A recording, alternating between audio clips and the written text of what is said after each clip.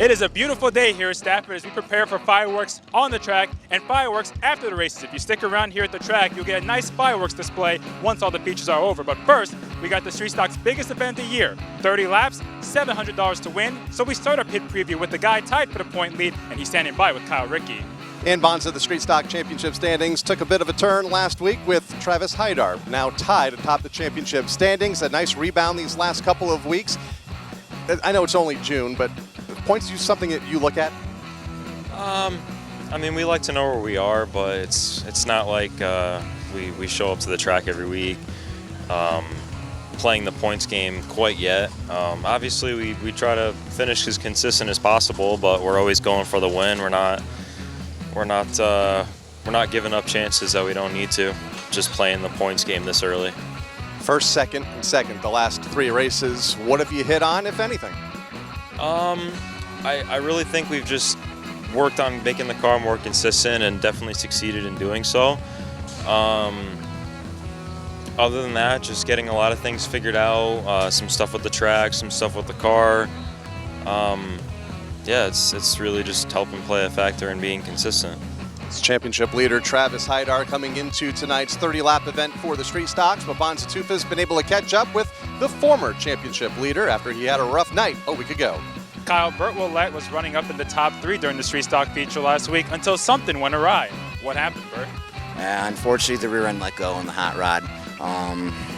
We tried going to a different ratio, and something we just didn't do, something we did do not right. And it just unfortunately went sour, and we had probably the best car we had yet this year, so just gotta, hopefully we made it right. We did some testing last night, so everything went good there. The rear seems to be staying nice and quiet and happy, so hopefully we can get all 30 laps in and be there at the end. So how does the approach change for a 30-lap race compared to your typical 20-lappers? Yeah, pace yourself. You gotta be smart the first 15, 20 laps. If you're not there for the last 10, you ain't gonna be there at the end, and that's where we wanna be. We wanna be there at the end. I think we got a great car, great piece. Since we broke last week, I'll probably be starting one of the lead fast guys. So I'm hoping to be able to bob and weave my way through those slow guys first and get to the front first and see if they can catch me.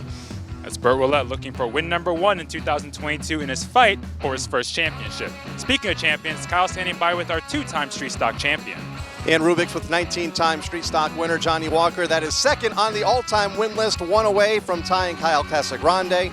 How about it tonight in your longest event of the year, 30 laps here tonight for the Street Stocks? We've never done more homework before tonight trying to get this car because this race is definitely important to us. We love racing that longer distance race.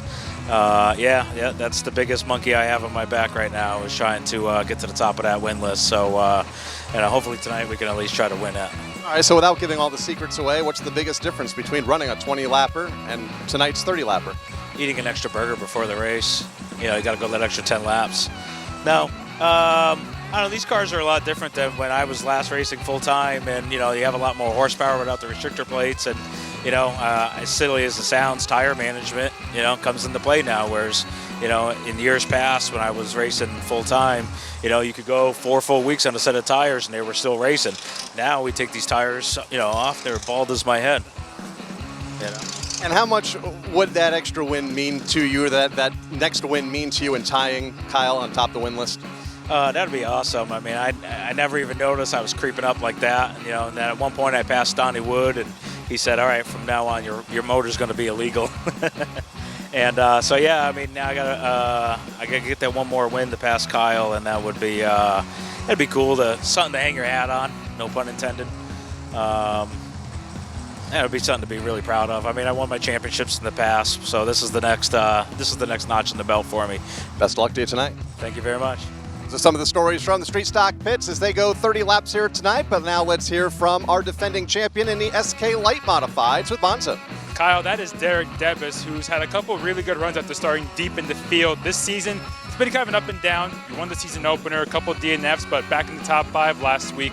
How have you felt about the speed and performance of this car? We've always had a good car. We just haven't had the luck on our side this year. So what can you do really when it comes to overcoming bad luck, if there's anything at all?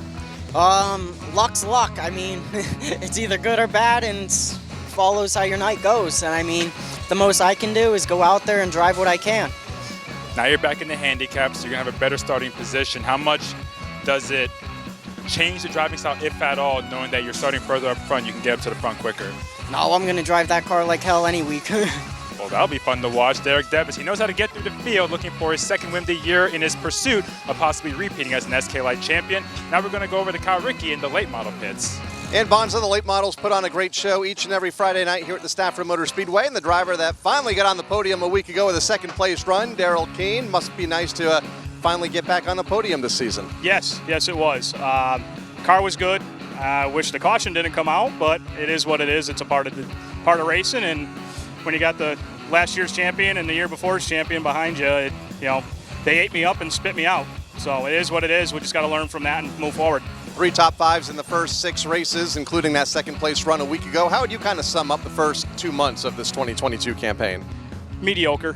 I think we got a much better car than our performances have shown. The guys are working really hard to make sure it's spot on every week, and honestly, the only thing we're struggling right now is the guy behind the wheel. It's been a long winter that we came with work, and then getting here and just kind of trying to get my head focused when I'm here has been a struggle, but we've been working on that and getting better every week. And for that first win of the season here tonight, best of luck to you. Thank you very much, and thank Flo, all the contingency sponsors here at Stafford, and all the sponsors on the car and everything, and all the guys that work on the car. It makes things a lot easier for me. While Darrell's looking for his first win in the late model division, Bonssa's been able to catch up with the driver looking for his first SK modified win. Kyle, Marcello Rufrano's had a couple podium runs this season as he tries to pursue that first SK win. You've come close, been basically on your own with your family this year in this 88 car. How have you felt about the speed in this machine throughout the season? We just really hit on something here, and we've got a really good baseline going on. It's just, it's a matter of fine-tuning and getting better every week. I really think going into this week, we really dotted our I's and crossed our T's. It was a little bit tougher with my father not being here and just a little bit quieter in the shop than usual, but I think we really got a good shot, and hopefully it pans our way this week. What more do you think you need after last week's third place run to get up to victory lane? We just tried something before the feature. We just tried freeing up the car a little bit through the middle, and it was just a little bit too much. It was good for the beginning when we had the tire, but as soon as the run started going on, it freed up a little bit too much, and they kind of drove away from me. We had the speed, just not the balance at all. So kind of back to where we were, back to square one, and then just go off for that. Marcello Rufrano looking for SK win number 1. If you're not here at the racetrack, we hope to see you here. And if you are here, we're going to go to Ben Dodge in the booth and get this party started.